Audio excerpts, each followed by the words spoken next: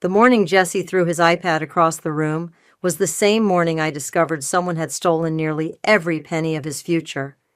My name is Kiara, and I'm what polite society calls a special needs parent. What they really mean is that I'm the mother of a beautiful 7-year-old boy who sees the world differently than most people. Jesse is nonverbal autistic, and that morning he was having none of it with his speech therapy app. "Breathe, baby," I said, picking up the iPad and checking for cracks. "We can try again later."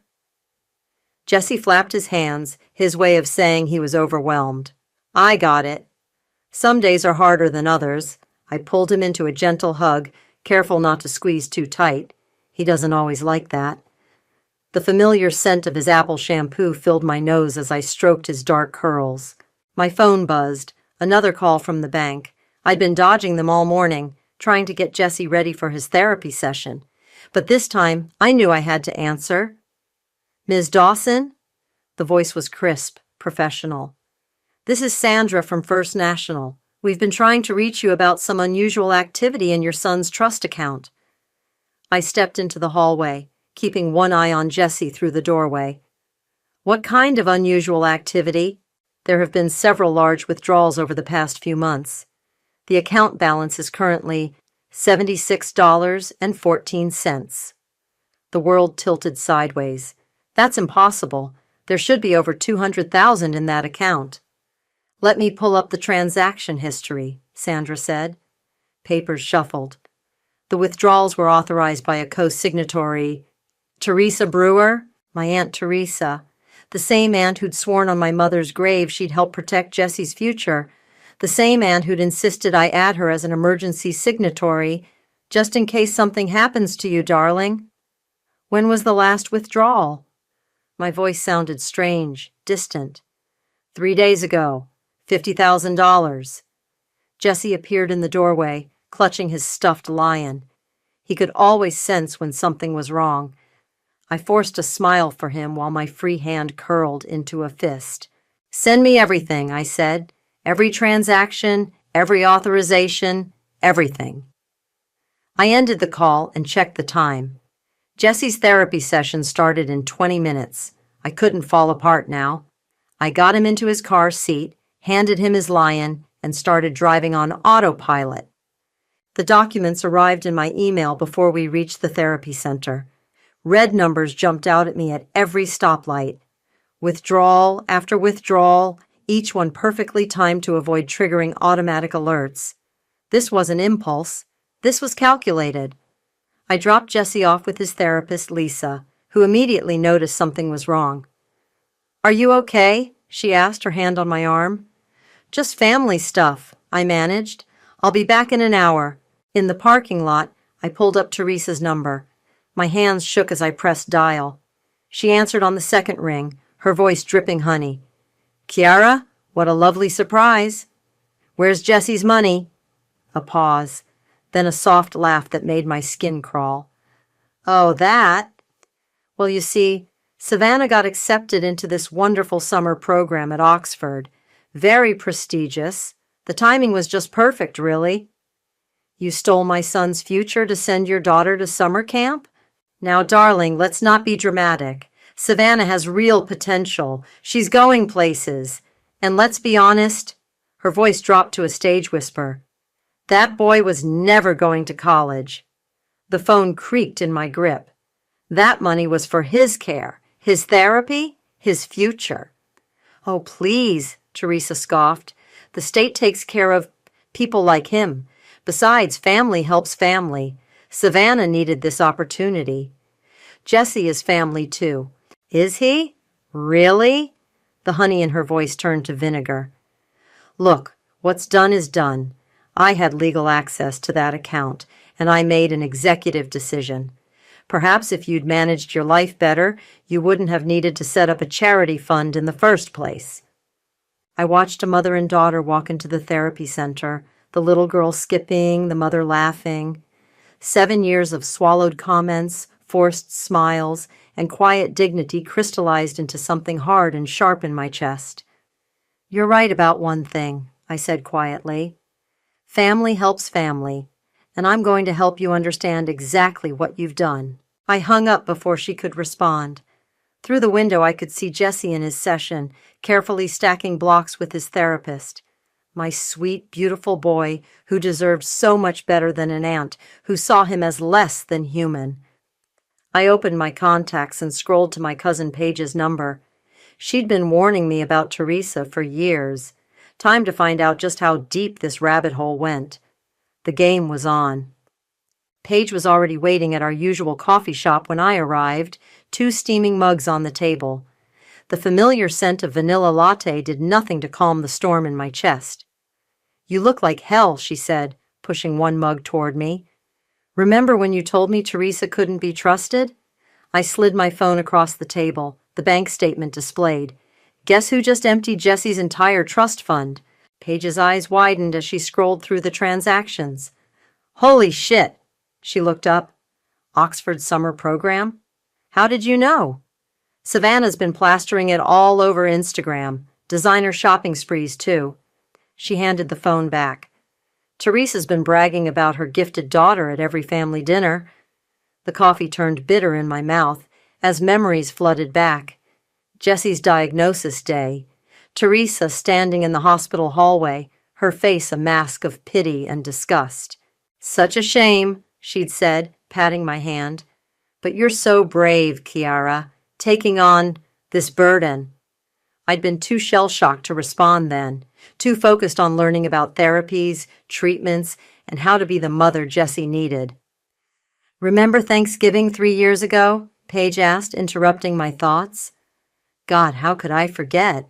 It had been Jesse's first major holiday with the extended family. He'd been overwhelmed by the noise, the crowds, the unfamiliar faces. When he started stimming, rocking back and forth to self-soothe, Teresa had pulled her daughter away like autism was contagious. "Poor Kiara," she'd announced to the room. "It must be so hard watching Savannah excel while your Jessie, well, she's always been like this," Paige said, stirring her coffee. "The perfect mother with the perfect daughter. Everyone else is just a supporting character in the Teresa show." I trusted her. My voice cracked. I made her a signatory because she promised to look after Jessie if anything happened to me. She swore on Mom's grave. Paige reached across the table, squeezing my hand. "What are you going to do?" "I don't know. A lawyer, maybe? The police?" "The police won't do much." She had legal access. Paige hesitated, then pulled out her business card and wrote a number on the back. "But I know someone who might help." "A lawyer?" "Not exactly. Let's say he specializes in exposing people who abuse financial trust. He helped my friend recover money from her embezzling business partner last year." I studied the number. "Is he legal?" "Legal enough. He's a forensic accountant with some additional skills." Paige leaned forward. "Look, Teresa's not just going to give the money back. She probably doesn't even have it anymore.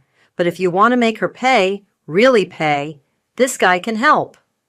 My phone buzzed, a Facebook notification. Teresa had tagged me in a post. With trembling fingers, I opened it. So proud of my beautiful Savannah starting her Oxford journey. Some children are just destined for greatness. Blessed, Shiro, proud mama, Ichi, family first. The photo showed Savannah in designer clothes, posing next to a brand new Mercedes. My son's future, transformed into a teenage girl's Instagram backdrop. "Call him," I said, my voice steel. "Set up a meeting." "Are you sure? Once you start this?" "You know what Teresa said to me this morning? That Jessie was never going to college anyway." I gripped my mug so hard my knuckles went white. She stole his future because she decided he didn't deserve one.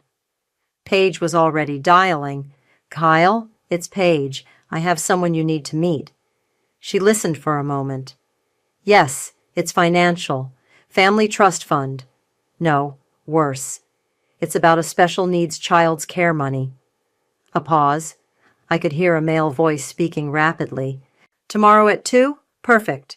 Paige ended the call. "He's in. Said this kind of case is his specialty." "What exactly does he do?" "He follows the money. All of it. Every transaction, every purchase, every hidden account. And then a small, fierce smile crossed her face. He makes sure everyone knows exactly what kind of person they're dealing with. I thought of Jesse, innocently stacking his blocks while his aunt liquidated his safety net.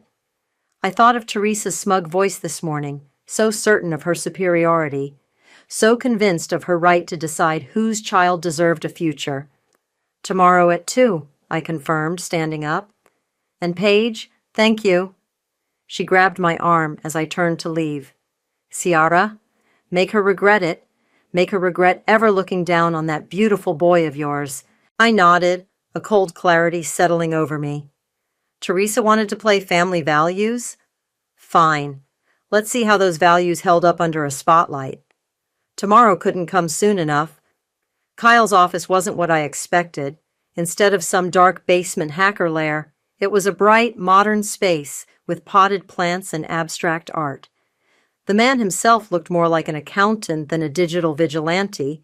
Pressed shirt, neat haircut, rectangular glasses.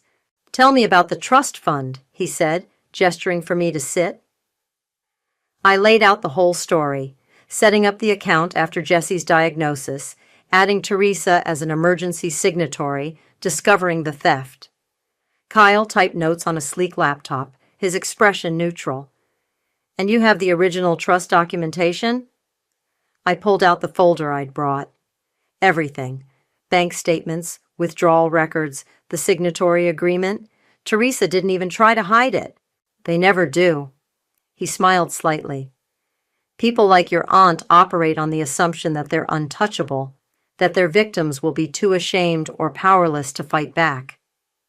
She thinks I should be grateful, I said, the words bitter in my mouth. Like she did me a favor by redirecting the money to someone more worthy. Kyle stopped typing. Tell me about your son. The question caught me off guard. Most people avoided asking about Jesse directly.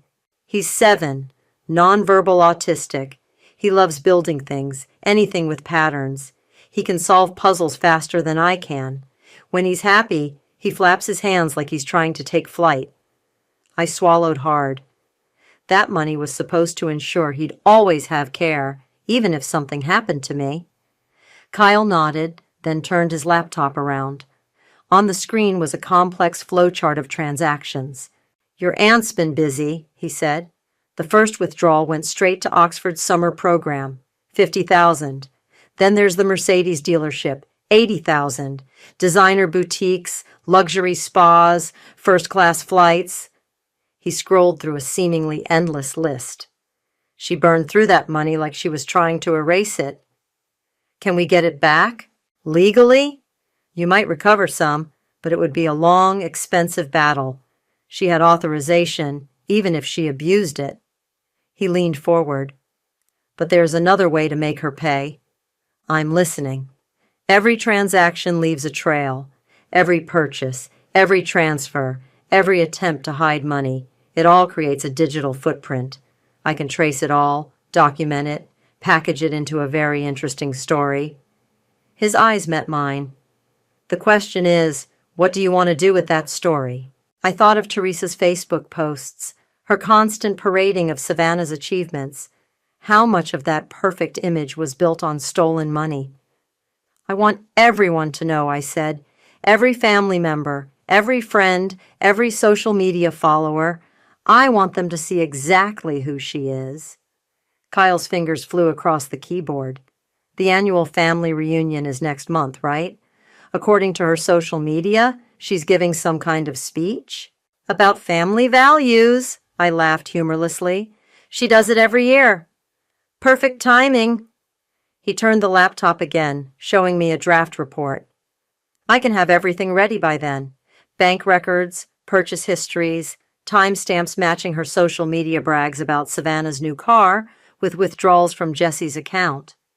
Will it be enough? Trust me, when people see how she systematically drained a disabled child's care fund to buy her daughter luxury items, he shook his head.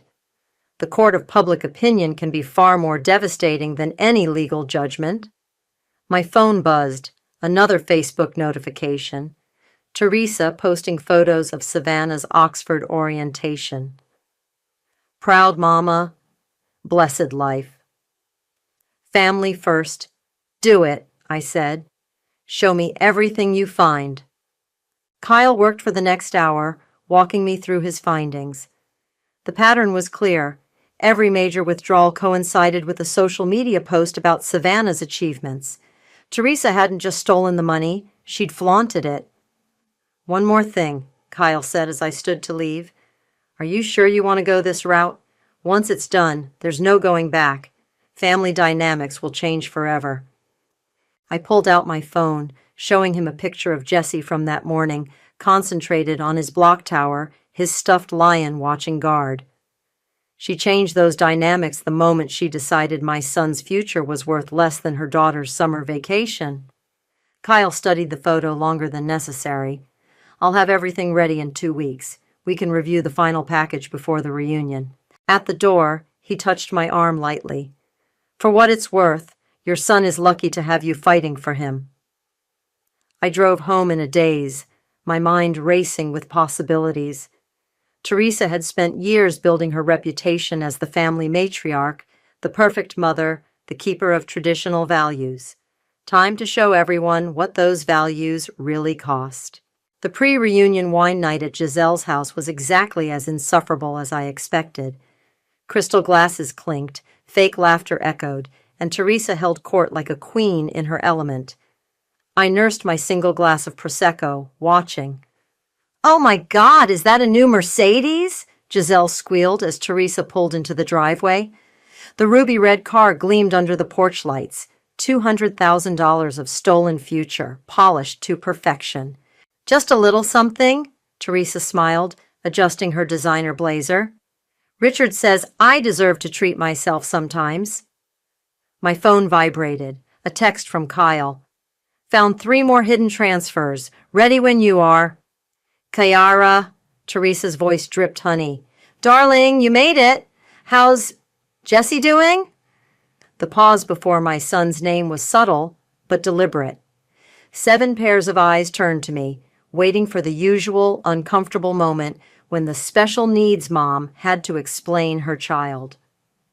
"He's wonderful," I said, taking a deliberate sip.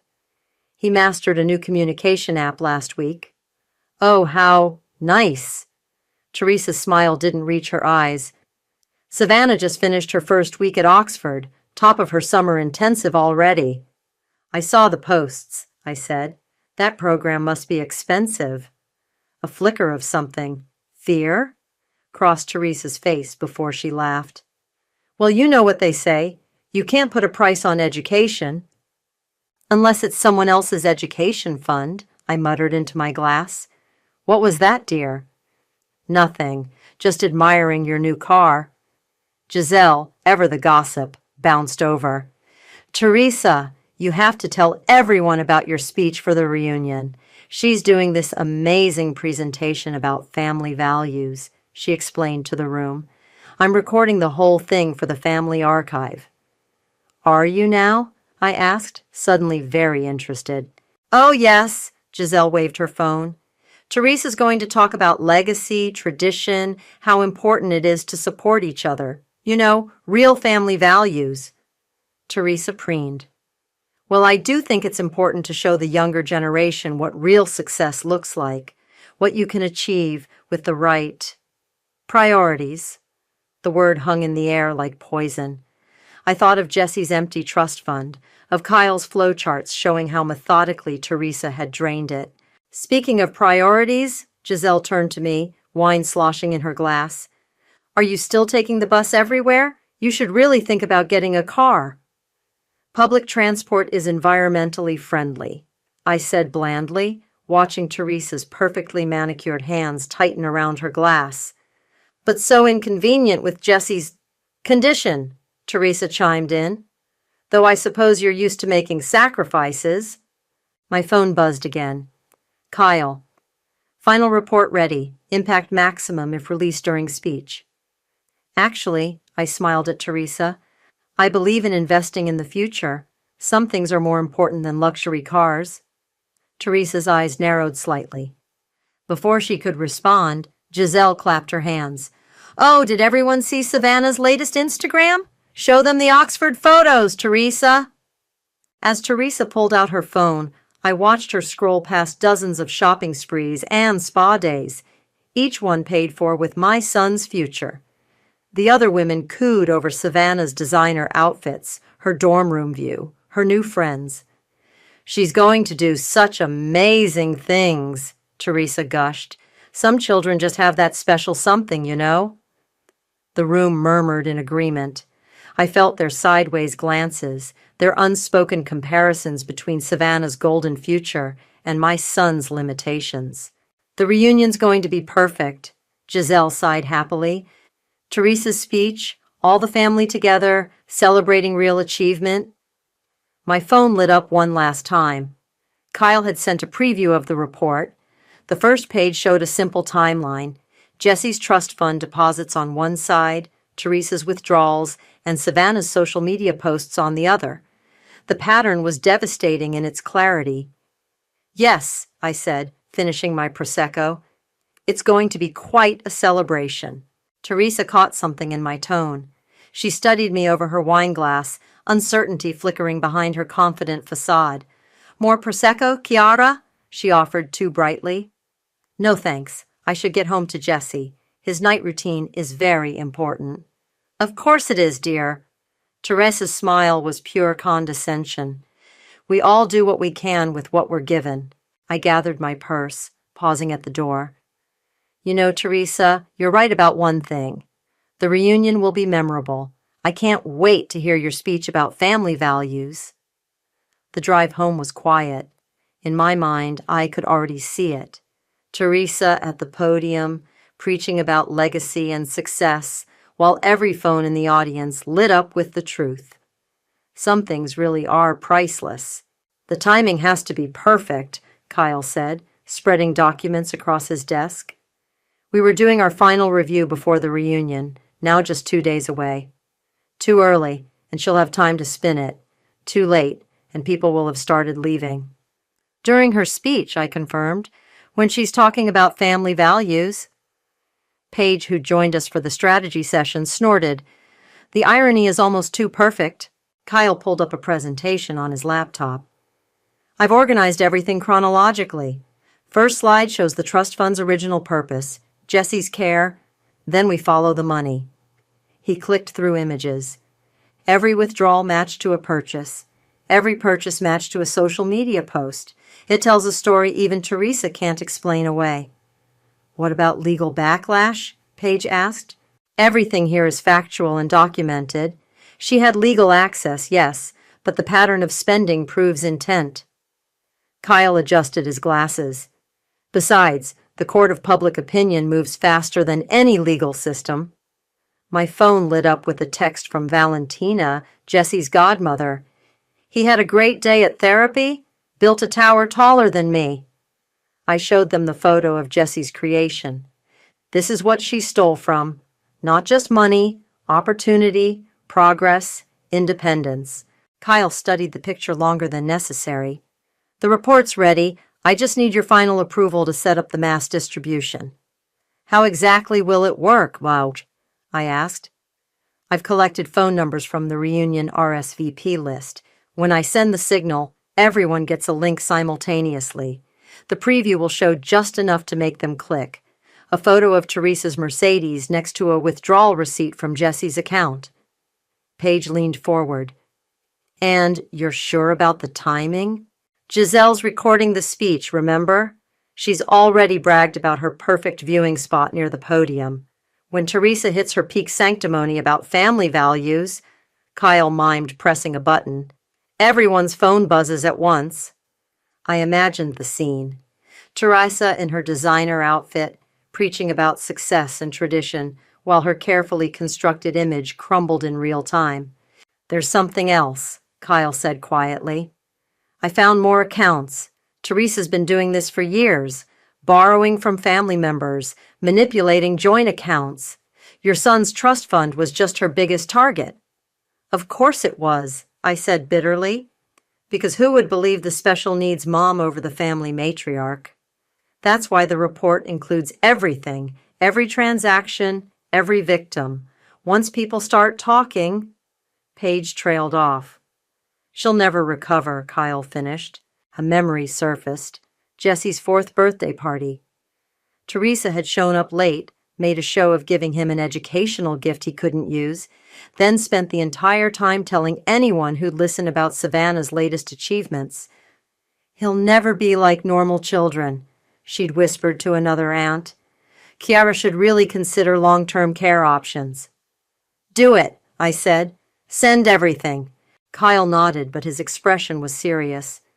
"Once this goes live, there's no taking it back. The family will implode. Relationships will break. Are you ready for that?" She broke those relationships the moment she decided my son's care fund was her personal ATM. "There's one more thing." Paige pulled out some legal papers. I had these drawn up. New power of attorney documents, revoking Teresa's access to everything. We can have them notarized right after the reveal. "Perfect," Kyle said. "I'll witness the signatures myself." We spent the next hour reviewing the final details. Kyle had thought of everything: backup distribution methods, screen recordings of Teresa's social media brags, even archived bank statements showing the systematic draining of the account. As I stood to leave, Kyle caught my arm. "Ciara, what you're doing? It's not just revenge, it's justice." "Is it?" I asked quietly. "Because sometimes it feels like I'm becoming just like her." "No," Paige said firmly. "She stole from a child because she could. You're exposing the truth because you must. There's a difference." My phone buzzed again. Another Facebook notification. Teresa posting about the upcoming reunion. "So excited to share some wisdom about family values. Some people just understand the importance of legacy. Char blessed Barar family, first Bar proud mama." "Saturday," I said, my resolve hardening. "Let's show everyone exactly what those family values cost." Kyle nodded, already typing. "I'll be in position by noon. When she takes the podium, we take her down," Paige finished. Driving home, I thought about legacy. Teresa had spent years building hers on stolen dreams and broken trust. On Saturday, that legacy would crumble, not with a whisper, but with hundreds of simultaneous notification pings.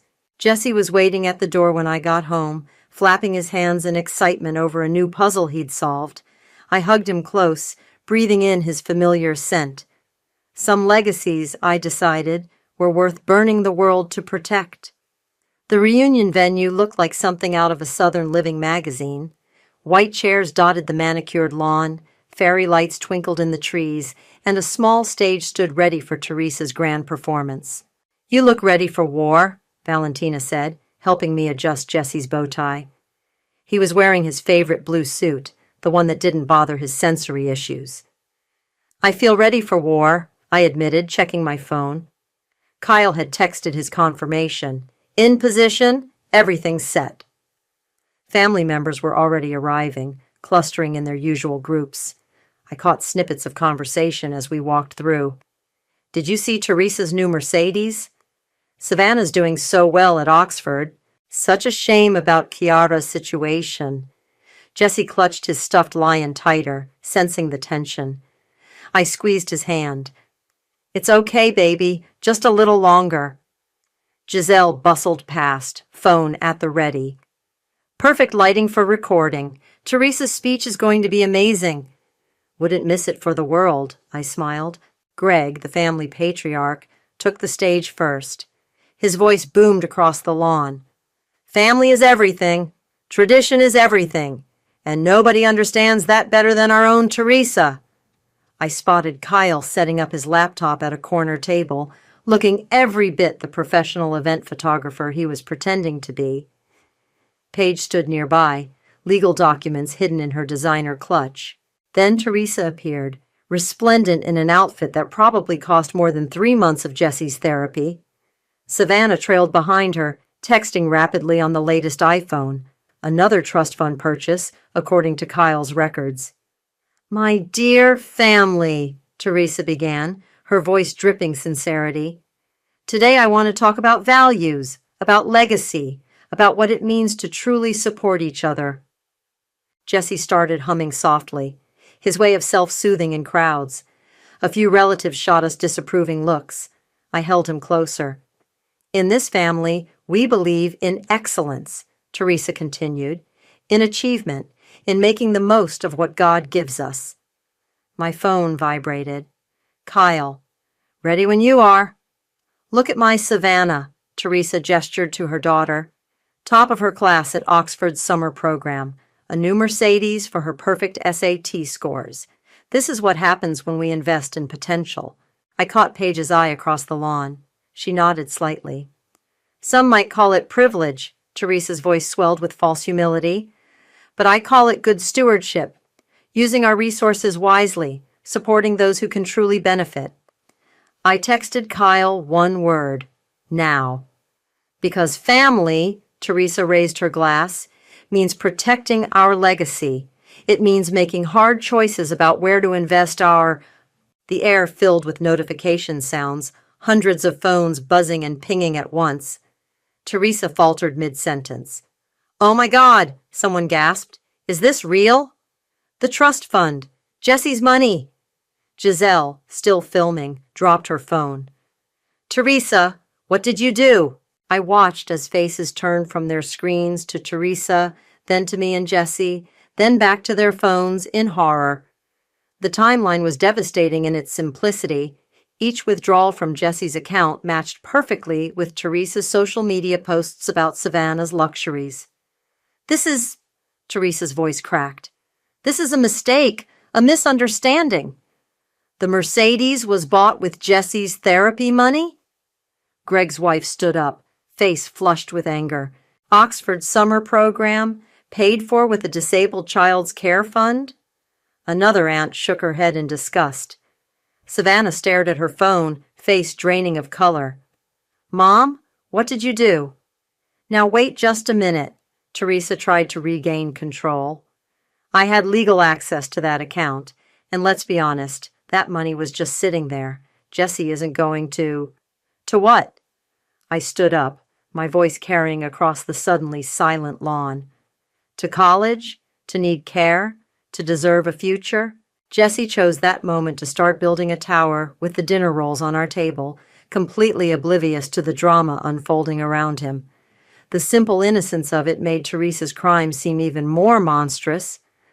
I was going to pay it back, Teresa stammered. Once Savannah's career takes off. Save it, Paige stepped forward, legal documents in hand. We have a notary present. Time to sign away your access to everything. The facade finally cracked. Teresa's perfectly made-up face contorted with rage. That account should have never existed. She was irresponsible. Her son is...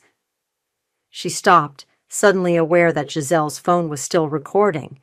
The family erupted into chaos, but all I could see was Jesse, carefully placing another roll on his tower, his stuffed lion watching guard. Some legacies, it turned out, destroyed themselves. The aftermath was like watching a hurricane in slow motion. Teresa stood frozen at the podium, her perfectly curated world crumbling around her in real time. I can explain, she kept saying, but nobody was listening anymore. They were too busy scrolling through Kyle's meticulously documented report. The Christmas fund, too? Greg's wife exclaimed. The one for the grandkids. And Sarah's wedding savings, someone else added. Remember how it mysteriously disappeared right before Savannah's Sweet 16? Savannah pushed through the crowd toward her mother. Is it true? Did you really steal from Jesse? Darling, please, Teresa reached for her daughter. Everything I did was for you, for your future. By stealing from my cousin, a disabled child? Savannah's voice cracked. I didn't ask for any of this. Now, Greg stepped up to the podium. Let's all calm down and... Calm down? Paige's voice cut through the chaos. She was standing by Kyle's laptop, projecting screenshots onto the venue's screen. Look at these timestamps. The day she drained the last $50,000 from Jesse's account, she posted about buying Savannah's Mercedes, called it a blessing from God. Teresa's face turned red. You ungrateful little... She lunged toward me, but several relatives held her back. "Sign the papers, Teresa," I said quietly, nodding to Paige. "Revoke your access to all family accounts. Now." "Or what?" she spat. "Or Giselle's video of your meltdown goes viral," Kyle spoke up, adjusting his glasses. "I'm sure your church group would love to see how you really feel about disabled children." Giselle, still recording, nodded enthusiastically. "This is better than any reality show." Teresa's hands shook as she signed the documents. Paige's notary friend stamped each page with professional efficiency. "My reputation," Teresa whispered. "You've destroyed everything." "No," I corrected her. "You destroyed everything. I just showed everyone the truth." Savannah stepped forward, tears streaming down her face. "I want to give it back. The car, the clothes, Oxford, all of it." "It's not your fault," I told her gently. "You didn't know." "But I should have," she insisted, "all those times you and Jesse came to family events on the bus, while I was driving a car bought with his therapy money." Jesse chose that moment to toddle over, proudly holding up his roll tower. He offered one to Savannah, a rare gesture of sharing that made my heart squeeze. "I'm so sorry," Savannah whispered, accepting the roll. "I'm so sorry." Teresa wasn't done.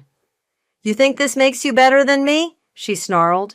"At least my daughter has a future. What's your son going to contribute to society? Who's going to remember his legacy?" The crowd gasped. Even Greg stepped back, shaking his head in disgust. "I think we're done here," Kyle said firmly, closing his laptop.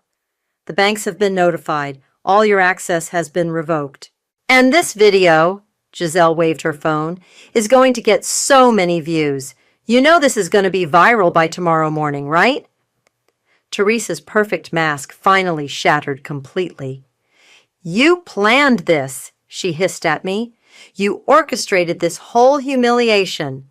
"Actually," I smiled, "you did that all by yourself. I just provided the audience."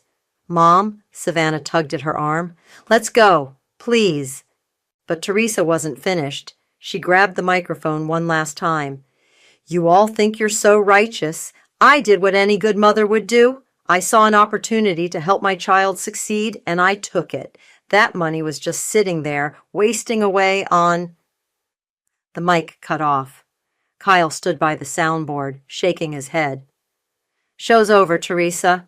The family watched in stunned silence as Teresa stormed off, her designer heels sinking into the manicured lawn. Savannah followed, shoulders slumped, already pulling up local car dealerships on her phone. "Well," Giselle announced to her camera, "I guess that's what real family values look like, folks. Don't forget to like and subscribe." Jesse tugged at my sleeve, ready to go home. As we gathered our things, relatives approached one by one, some apologizing, some offering support, many just shaking their heads in disbelief. "You okay?" Kyle asked quietly, helping me pack Jesse's toys. "Ask me tomorrow," I replied. Paige joined us, waving the notarized documents. "It's done. She can't touch any family money ever again." I watched Teresa's Mercedes peel out of the parking lot, probably for the last time. Jesse waved goodbye to his roll tower, completely unaware that he'd just witnessed the implosion of decades of family dynamics. Sometimes, I realized, karma doesn't just knock, it kicks down the door and brings receipts. The video went viral overnight, just as Giselle predicted. My phone hadn't stopped buzzing since we got home from the reunion. Messages from relatives, old friends, even local news wanting comments. "Have you seen this?" Valentina texted, sending a link. Teresa's Mercedes was listed for sale on Facebook Marketplace, the description reading, "Selling due to family emergency. Price negotiable." Jesse sat at his therapy table, methodically sorting blocks by color. The morning light caught his curls, turning them golden. Some of his cousins had started a GoFundMe to help rebuild his trust fund. It had already passed $50,000. My laptop pinged with an email notification from Teresa. "You didn't have to destroy me." 5 words. No apology, no acknowledgement of what she'd done. Just accusation wrapped in self-pity. Before I could respond, the doorbell rang. Kyle stood on my porch, holding a thick folder and wearing an expression that meant business. "The banks froze her accounts," he said, stepping inside. "All of them. They're launching their own investigation into financial misconduct."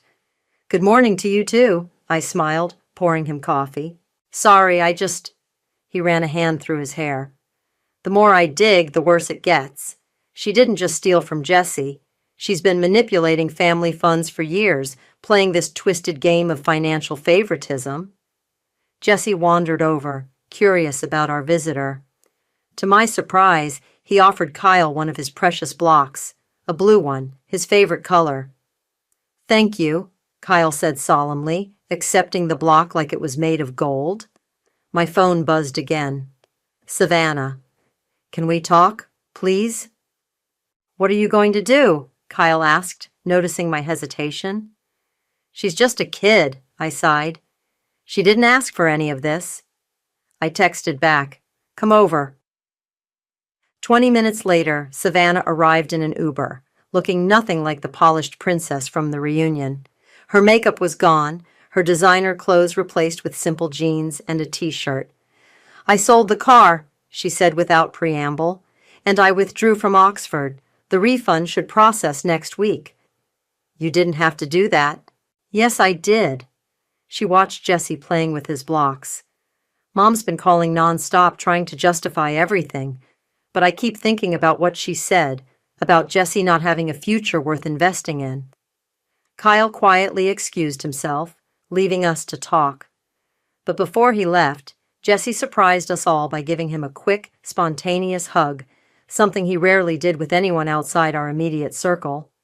"That's new," I said, watching Kyle's face soften with emotion. "Maybe he knows who helped protect his future," Savannah suggested. We sat in comfortable silence, watching Jesse build increasingly complex patterns with his blocks, each structure more intricate than the last, following rules only he understood. "He's amazing," Savannah said softly. "I never really saw it before, but he is." My phone lit up with another notification. Giselle's video had passed 1 million views. The comments were overwhelmingly supportive, many from parents of special needs children sharing similar stories of family discrimination. "Mom's whole life was about appearances," Savannah continued. "Perfect daughter, perfect car, perfect social media presence. But this?" She gestured to Jesse, happily lost in his own world of patterns and possibilities. "This is real." "What will you do now?" I asked. "Community college, local, get a degree in special education, maybe." She smiled slightly. "Turns out there are more important things than Oxford summer programs." Jesse finished his latest creation, a spiral of blocks that looked almost like DNA strands. He stepped back, flapping his hands in excitement. "That's beautiful, baby," I said. He beamed, then started gathering blocks for his next project. "Can I—" Savannah hesitated. "Can I come visit sometimes? Get to know my cousin properly?" Before I could answer, Jesse did something extraordinary. He walked over to Savannah and carefully placed a blue block in her hand, the same gesture he'd made with Kyle. "I think that's a yes," I smiled, watching tears well up in Savannah's eyes. My laptop pinged again, another email from Teresa. "You'll regret this. Family should protect family." I looked at Jesse, now teaching Savannah his block sorting system, at the GoFundMe notifications still flooding my phone, at Kyle's forgotten coffee cup on my counter. "Delete," I clicked, then closed my laptop. Some things weren't worth my energy anymore. Let Teresa rage into the void. Let her learn what it means to lose everything she thought she was entitled to. I had more important things to focus on. My son's future, rebuilt not just with money, but with understanding. New allies who saw his worth without question. And the quiet satisfaction of knowing that sometimes justice wears heels, carries spreadsheets, and comes with receipts.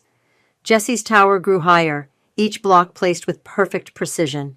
His future, I realized, had never been more secure.